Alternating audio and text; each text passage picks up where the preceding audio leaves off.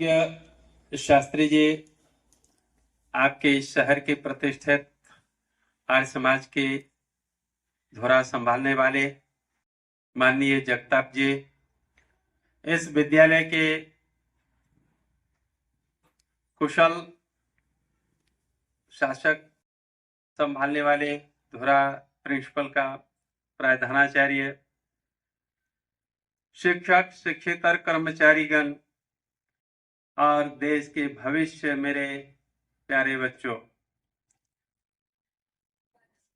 मैं आप लोगों के सामने आर्य प्रतिनिधि सभा के द्वारा आयोजित मानवता संस्कार शिविर इस माध्यम से कुछ मानवता की बात करने के लिए पहुंचे हैं। आप लोग एक प्रश्न कर सकते हैं या मन में आपकी आ सकता है कि क्या हम मानव नहीं हैं, जो हमें मानवता की शिक्षा देने के लिए आप आए हो? जी हाँ, हम लोग सिर्फ मनुष्य योनि में आने से, जन्म लेने से मनुष्य नहीं होते। कोई आकृति मनुष्य का है इसलिए हम मनुष्य हैं, ऐसा नहीं है। संसार का जितने प्राणी हैं, जिस योनि में जन्म लेते हैं उस योनि के कहलाते हैं। पक्षी हैं, पक्षी के जन्म लेते हैं, पक्षी कहलाते हैं। जानवर जानवर कहलाते हैं, लेकिन मनुष्य मनुष्य नहीं कहलाते। मनुष्य ही एक ऐसे प्राणी है, वैसे तो कहते हैं 84 लाख योनियां होती हैं, लेकिन उन योनियों में से एक मनुष्य योनि है। और मनुष्य ही एक ऐसी योनि है जो मनुष्य जन्म लेने के बाद भी मनुष्य कहलाने के योग्य नहीं होते, क्योंकि उनको मनुष्य बनाया जाता है। संस्कारों के माध्यम से उनको मनुष्य बनाया जाता है। अगर मनुष्य बनाया नहीं गया तो पशु की तरह, पशु की भांति हो जाता है, पशु का पशु रह जाता है, मनुष्य नहीं बनता, वो पशु बन जाता है। इसलिए आज हम देख रहे हैं कि मनुष्य योनि में आने के पश्चात भी, पढ़ने लिखने के पश्चात भी, सुशिक्षित होने के पश्चात भी व्यसन के आहारी होते जा रहे हैं, दुष्टाचारी होते जा रहे हैं, हर प्रकार के दुर्गुणों से हम लिप्त होते जा रहे हैं। हम मनुष्य नहीं बन रहे हैं पढ़ने के बाद भी। आज की शिक्षा भी हमें, शिक्षण प्रणाली भी हमें मनुष्य नहीं बनाती। अगर मनुष्य बनाती होती तो आप सीखने के लिए आए हुए हैं स्कूलों में, हमें क्या जरूरत थी इस बात की कि हम आपको मानवता की शिक्षा देने के लिए आए? रोज यहाँ शिक्षण प्राप्त करते हैं। आप शिक्षण प्राप्त करके क्यों नहीं मनुष्य बन सकते हैं? अधिकांश जानवर बन रहे हैं, जानवर से भी मैं समझता हूं कि बदतर बनते जा रहे हैं। जब हम अपने देश की स्थिति को देखते हैं, जैसे कलकत्ता के अंदर जो अभी अभी कुछ 4-5 महीने की बात है, डॉक्टर बेटी को जो मार दिया गया, क्या वो इंसान का काम है? हैदराबाद में भी एक डॉक्टर के साथ 4-5 वर्ष पहले यही हुआ था। दिल्ली में निर्भया कांड सबको मालूम है। मुंबई के पास केवल 4 वर्ष की बच्ची के साथ अत्याचार करके उसको मार दिया गया। क्या ये मनुष्य है? क्या वो अनपढ़ थे? क्या पढ़े लिखे नहीं थे? विचार कीजिए, ये क्या हो रहा है? आज की शिक्षा प्रणाली हमें कहां ले जा रही है? क्या मानवता की ओर ले जा रही है? इसलिए हमें गरज, आर्य समाज के लोगों को चिंता पड़ी, ये क्या हो रहा है? आज हमारे स्कूलों में क्या पढ़ाई जा रही है? क्या आज की शिक्षा प्रणाली का उद्देश्य मनुष्य बनना है? अगर मनुष्य बनना होता तो क्या यही स्थिति हमें देखने के लिए मिलते? देश में चारा घोटाला हो रहा है, पता नहीं क्या क्या घोटाला हो रहा है, कोयला घोटाला हो रहा है। ये क्या मूर्ख आदमी कर रहे हैं या अनपढ़ आदमी कर रहे हैं? देश के नागरिक किस ओर जा रहे हैं, आज हमें विचार करने की आवश्यकता है। क्या स्कूलों में आकर के वो शिक्षण प्राप्त हो रहा है जिससे कि हम मनुष्य बने? एक समय था, कुछ समय तक धर्म शिक्षा पढ़ाई जाती थी, अब वो भी हमारे सिलेबस से बाहर कर दिया गया है। न तो हम धर्म जानते हैं, न कर्म जानते हैं, न हम अपने आप को पहचान सकते हैं, न अपने देश को जानते हैं। हम क्या कर रहे हैं? हमारी शिक्षा प्रणाली हमें क्या बना रही है? विचार करने की बात है, सोचनीय विषय है। आप सभी लोग, हम सभी लोग विद्यालय में आते हैं अच्छे बनने के लिए आते हैं, हम मनुष्य बने, हम अच्छी शिक्षा को प्राप्त करें। लेकिन दुर्भाग्य इस बात की है कि हमें अच्छी शिक्षा मिल नहीं पा रही है, हम मनुष्य नहीं बन पा रहे हैं, और शिक्षण भी हमें मानव नहीं बना पा रहे। मनुष्य बनने के लिए ही हम यहां पर दरअसल में आते हैं, बाद में हम कुछ बनते हैं। हम विद्यार्थियों को पूछते हैं, विद्यार्थियों पढ़ लिख करके क्या बनोगे? कोई बनता है मैं डॉक्टर बनूंगा, इंजीनियर बनूंगा, अध्यापक बनूंगा, अभिनेता बनूंगा, अभियंता बनूंगा, इत्यादि बात करते हैं। कोई ये नहीं कहते हैं, सैकड़ों में एकाध ही बच्चे कहते होंगे जो हम मनुष्य बनने के लिए विद्यालय में आए हैं, पढ़ करके पहले मनुष्य बनेंगे, उसके बाद डॉक्टर बनेंगे, इंजीनियर बनेंगे या अध्यापक बनेंगे। आप संस्कार की प्राप्ति के लिए यहाँ आए हैं। जैसे अन्न का संस्कार करने पर भोजन बनता है, लकड़ियों का संस्कार करने पर फर्नीचर बनता है, वैसे ही अध्यापक अपने बच्चों का संस्कार करके उसके जीवन को अच्छा बनाते हैं। जिस बच्चे का संस्कार हो जाता है वो बच्चा अच्छा बन जाता है। तो अच्छा बनने के लिए आए हैं, अच्छा बनने के लिए अध्यापक के सामने आए हैं, अध्यापक के पास आए हैं कि हमें ज्ञान की प्राप्ति हो। तो याद रखना बच्चों, सबसे पहले ज्ञान की प्राप्ति के लिए आपको श्रद्धावान बनना है। आपके अंदर श्रद्धा होनी चाहिए, निष्ठा होनी चाहिए, अध्यापकों के प्रति सम्मान होना चाहिए। पहला गुरु माँ होती हैं, दूसरा पिता होते हैं, तीसरा आचार्य। ये जो है ना शिक्षक वर्ग, ये तीसरे नंबर पर आते हैं। हमारे यहाँ का है वे बच्चा बहुत सौभाग्यशाली हैं जिनके माता पिता धर्मात्मा और माता सदाचारी हैं, पतिव्रता हैं। माता यस्य पतिव्रता पिता यस्य सदाचारी। जिसके माता पतिव्रता हैं, पिता सदाचारी हैं, वो बहुत सौभाग्यशाली बच्चे होते हैं। अगर माता पिता सदाचारी और पतिव्रता नहीं है तो फिर क्या करेंगे?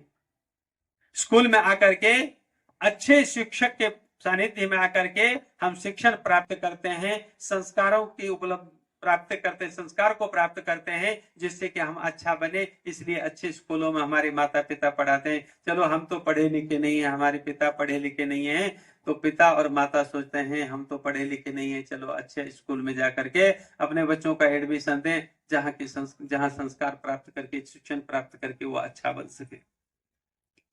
और अध्यापक की परिभाषा भी यही है, जो अपने बच्चों को संस्कार देने में सक्षम हो सके उसी को अध्यापक कहते हैं।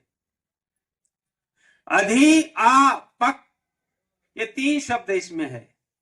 पच धातु से पक शब्द बनता है जिसका अर्थ होता है सिझाना, पकाना।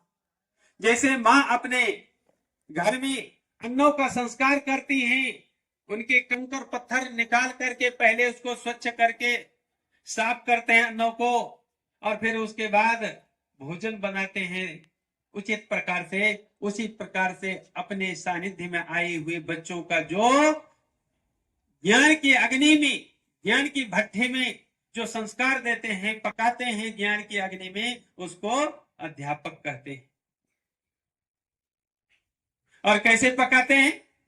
जैसे मां चूल्हे पर अग्नि के ऊपर तब तक उस अन्न को सिझाते हैं जब तक वह सिझ ना जाए, उसी तरह से अध्यापक वो होते हैं जब तक अब उनके सानिध्य में आए हुए बच्चे ज्ञान की अग्नि में पक ना जाए तब तक वह उनके ऊपर संस्कार करने का प्रयत्न करते हैं, ज्ञान देने का प्रयत्न करते हैं। इसलिए उसको कहते हैं आपक। तो उसके बाद आ लग जाता है। पच धातु से पक शब्द बना है, जिसका अर्थ होता है ऐसे जाना। यहाँ संस्कृत के कोई प्राध्यापक होंगे या संस्कृत कोई अध्यापक होंगे से इस विद्यालय में अगर संस्कृत होगा तो वो जान सकते हैं, उनको पता है। और उसके बाद क्या करती है मां कि अधि उत्तम प्रकार से जब तक पक ना जाए पकाते हैं। जब तक उत्तम प्रकार से ज्ञान की अग्नि चूल्हे पर जब तक अच्छी प्रकार से न पक जाए तब तक वह मां उसका संस्कार करती है, अन्न का संस्कार करती है, तब वो जाकर के भोजन बनता है। उसी प्रकार से अध्यापक वो होते हैं जो अपने सानिध्य में आए हुए बच्चों को ज्ञान की अग्नि में उत्तम प्रकार से जब तक पक ना जाए तब तक उनको अग्नि में, ज्ञान की अग्नि में पकाते हैं। और ये हमारी प्रणाली कब थी? जब हमारे गुरुकुलीय पद्धति थी। गुरुकुलीय पद्धति से पढ़ाई होती थी तो गुरुकुलों में गए हुए बच्चे को तब तक पकाया जाता था जब तक वह पक ना जाए ज्ञान की अग्नि में। और 24 वर्षों तक, 6 वर्ष के होते थे, छठी में होते थे, या 6 वर्ष या 8 वर्ष या 12 वर्ष की उम्र में ले जाकर के गुरुकुल के पास छोड़ा जाता था गुरुकुल में, और गुरुकुल के आचार्य उनको पढ़ाते थे। तब तक पढ़ाते जब तक वह ज्ञान की अग्नि में परिपक्व नहीं हो जाता था पढ़ करके, वेदों को पढ़ करके। आज के अध्यापक को भी शायद अध्यापक कहना थोड़ा सा कठिन हो रहा है, क्योंकि अध्यापक के भी कहेंगे क्या करें सर, हमारे पास तो 1 वर्ष रहते हैं, दूसरे वर्ष दूसरे क्लास में चले जाते हैं, दूसरे अध्यापक होते हैं पढ़ाने वाले, तीसरे साल में तीसरे होते हैं, एक के पास हमारी पढ़ाई समाप्त नहीं होती। तो हम लोग इस परिस्थिति में भी हम आते हैं, हम ज्ञान की अग्नि में पके। अध्यापक हमें ज्ञान से संस्कारित करे, और तब आप संस्कारित बनोगे जब आप श्रद्धा लेकर के आओगे, श्रद्धावान बन के आओगे, आते हो अध्यापक के पास तो श्रद्धावान लभते ज्ञानम, श्रद्धावान विद्यार्थी को ही ज्ञान की प्राप्ति होती है। इसलिए सबसे पहले मनुष्य बनने के लिए आप श्रद्धावान बनो, आपके अंदर श्रद्धा होनी चाहिए, गुरुओं के प्रति, माता पिता के प्रति श्रद्धा होनी चाहिए। आजकल के विद्यार्थियों में श्रद्धा ही नहीं दिखती, श्रद्धाहीन होते जा रहे हैं। हम कहते हैं बच्चों प्रातः काल उठने के बाद माता पिता को प्रणाम करते हो, तो बहुत कम ही बच्चे होते हैं जो कह पाते हैं कि हाँ प्रणाम करते हैं। अच्छा, आप लोगों में से कितने बच्चे हैं जो प्रातः काल उठते ही माता पिता के पांव को स्पर्श करते होंगे? हाथ उठाना तो थोड़ा, हाथ उठाना तो बेटा। जो अपने माता पिता को प्रणाम करते हैं, नमस्ते करते हैं, अभिवादन करते हैं प्रातः काल उठते ही। हम तो राम कृष्ण की संतान हैं, हमारे पूर्वज थे। और कहते हैं, रामायण के अंदर लिखते हैं, प्रातः काल उठ के रघुनाथा, मातु पिता गुरु नाव ही माता। प्रातः काल उठते ही हमारे बच्चे माता पिता गुरु को नमस्कार करते थे, माथा टेकते थे। लेकिन आज हम आप लोगों को पूछते हैं तो आप लोग जो बच्चे हो, कोई 7वीं के होंगे, कोई 8वीं के होंगे, 5वीं के होंगे, मुझे लगता है कोई 4थी के शायद होंगे, जैसे उम्र से दिख रहा है। लेकिन इतने वर्ष पढ़ के हो गए, 4थी में आ गए, और हम पहला जो शिक्षण माता पिता है, गुरु है, उनको भी हम नहीं समझ पाए। उनको नमस्कार करना चाहिए, देव हमारे हैं, हमारे जन्मदाता हैं, इस संसार में उतारने वाले, अवतरित करने वाले हैं, उनको हम प्रणाम करना नहीं सीख पाए। और हमारे गुरुजी, मैं समझता हूं वहां भी कुछ कमजोरी रही होगी, जो ये नहीं बता पाए कि देखो बेटे, सीखना तो बात की बात है, पहले सीखने की क्रिया समझो। ऐसे ही ज्ञान की प्राप्ति नहीं होती। आप प्यासे हैं और जल से बड़ा कुंभ के पास जाते हैं, और जाने के बाद ऐसे ही आपको पानी मिलने वाला नहीं है, झुकना पड़ता है उस घाघर के सामने, माट के सामने, और झुकोगे तब वो झुक करके भी आपको पानी देने वाला है घाघर। आप झुकोगे नहीं, माट भी झुकने वाला नहीं है, झुक करके आपको पानी देने वाला नहीं है। आपको माट के नीचे जाना पड़ेगा, आपकी अंजलि उनके नीचे जाना चाहिए। उसी तरह से माता पिता के चरणों का जब तक स्पर्श नहीं करेंगे, गुरुजनों का चरण स्पर्श नहीं करेंगे, तो कैसे आपको विद्या आएगी? कैसे ज्ञान की प्राप्ति कर पाओगे, उपलब्धता कर पाओगे?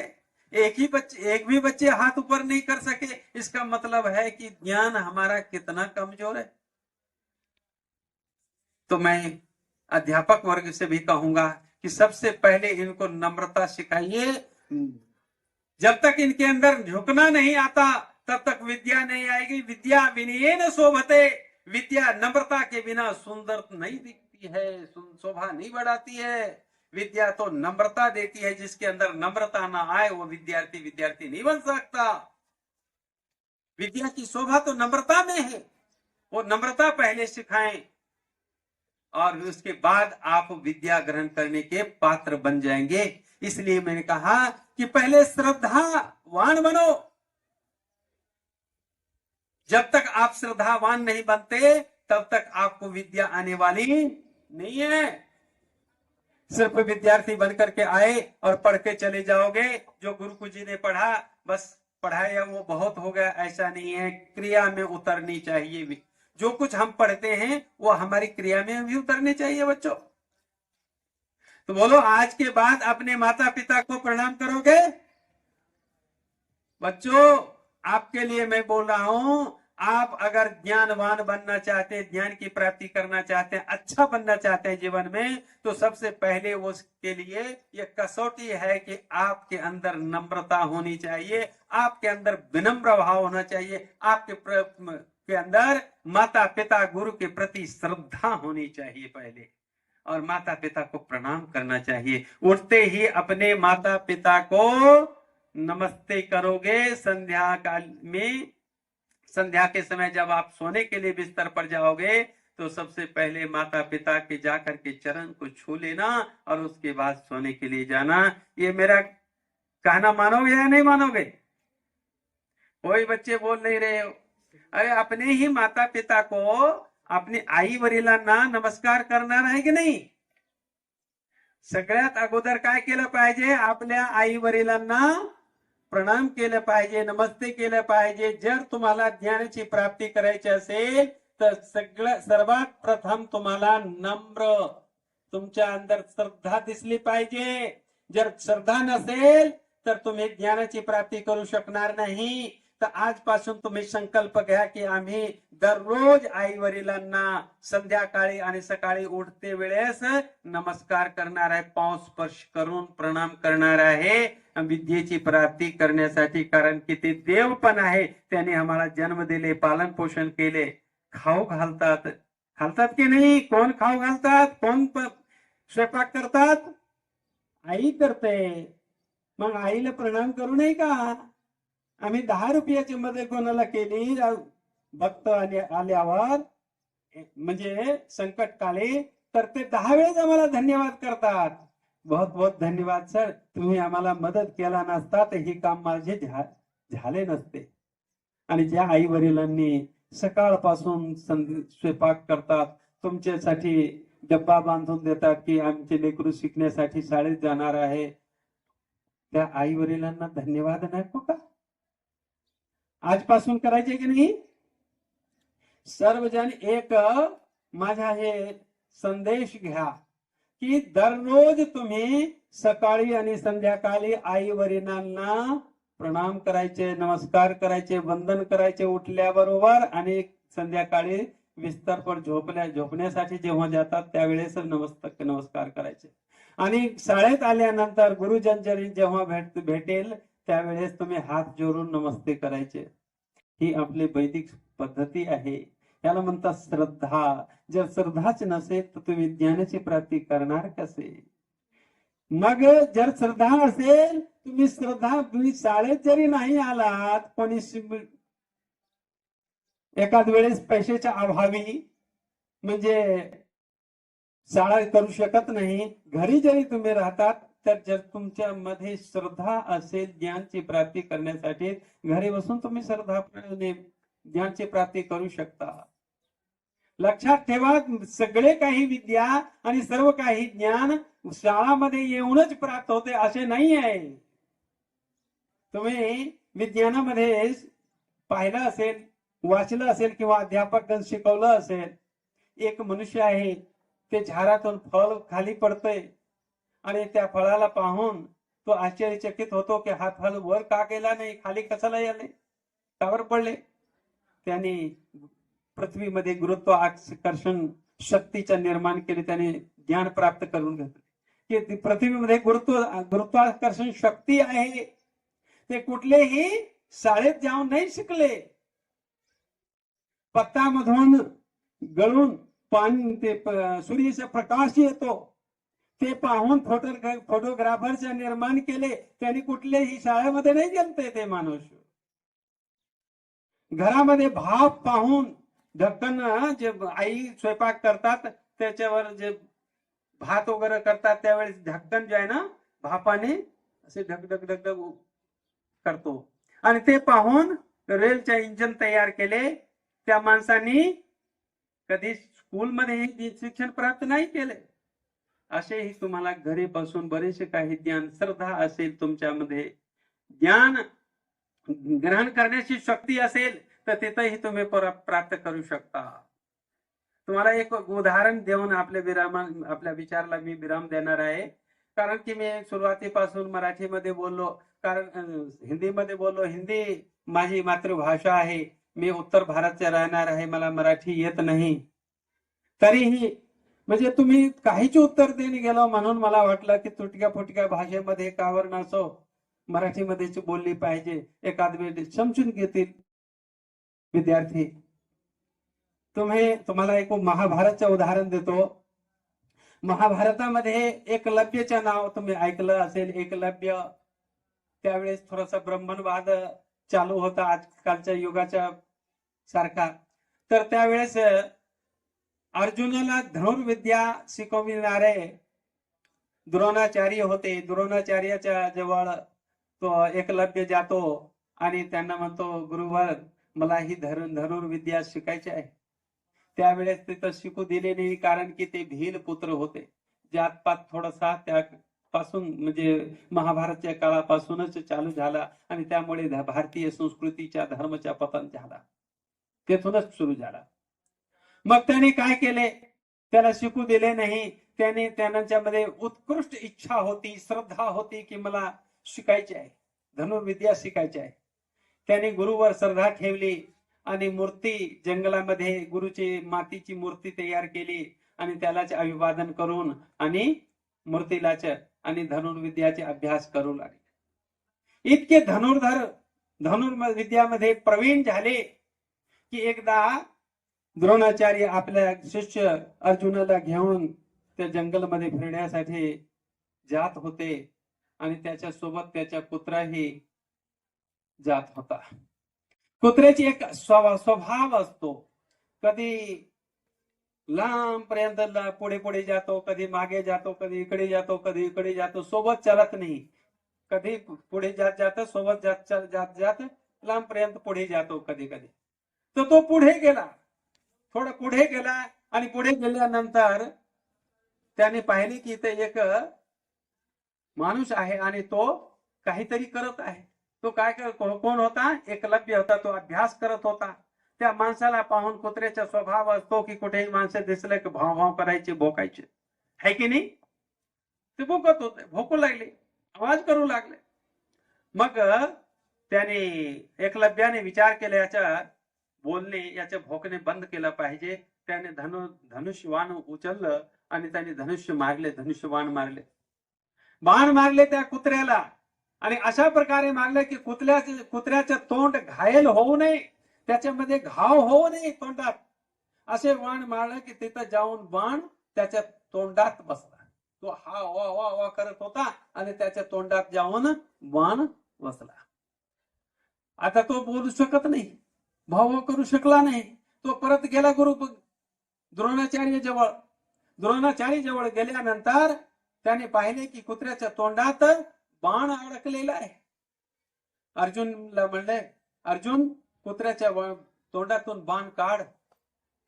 काढले आणि बघ त्याच्या तोंडामध्ये घाव तर झाला नाही, तोंड घायल तर झालं नाही, तर त्याने पाहिलं तर थोडाही खरोच लागलेला नव्हता.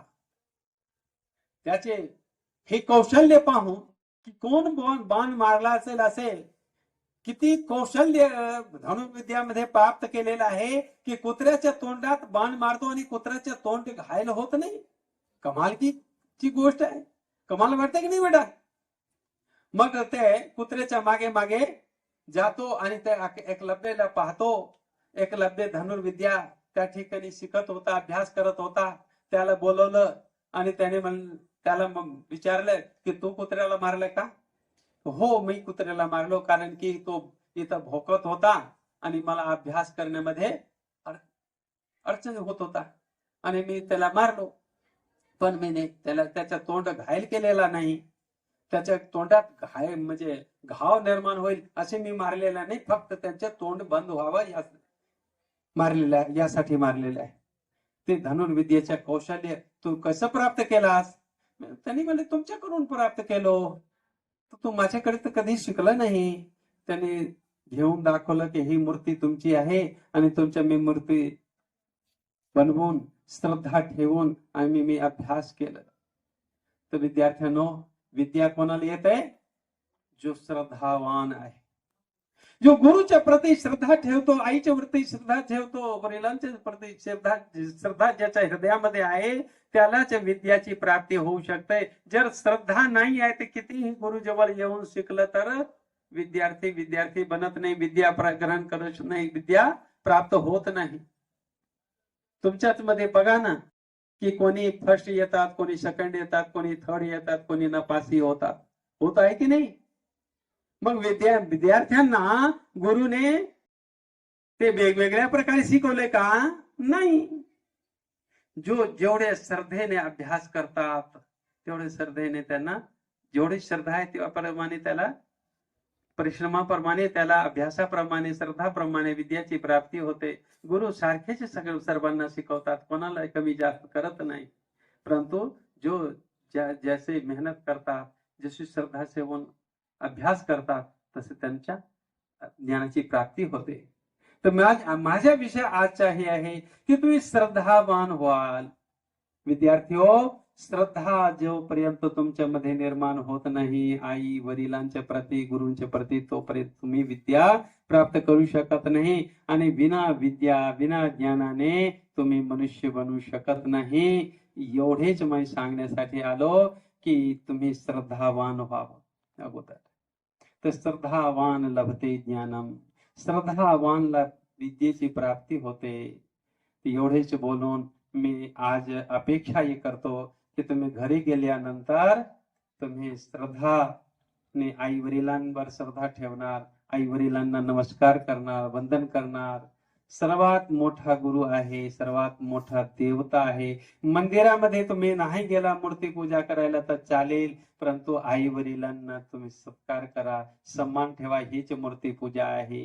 कारण की मूर्ती म्हणजे ज्याच्यामध्ये आत्मा निवास करतो, ज्याच्यामध्ये आत्मा आहे, ज्याच्यामध्ये प्राण आहे, प्राण सोडण्याची इच्छा करतो, त्याला मूर्ती म्हणतात. त्याची वेगळी व्याख्या नंतर कधीतरी करू. परंतु आज माझा उपदेश एवढेच आहे, तुम्ही आई वडिलांच्या प्रती श्रद्धा, गुरूंच्या प्रती श्रद्धा ठेवा, मग तुम्हाला ज्ञानाची प्राप्ती होईल. एवढेच बोलून मी आपल्या वक्तव्याला विराम देतो आणि आशा करतो आजपासून तुम्ही आई वडिलांना दररोज सकाळी आणि संध्याकाळी वंदन करणार, नमस्कार करणार आहात की नाही? विद्यार्थ्यांनो, मराठीमध्ये बोलतो आहे आता तर तुम्हाला कळायला पाहिजे. आई वडिलांना दररोज नमस्कार करणार आहात की नाही? सकाळी आणि 2 वेळा नमस्कार करायचे. ठीक आहे ना?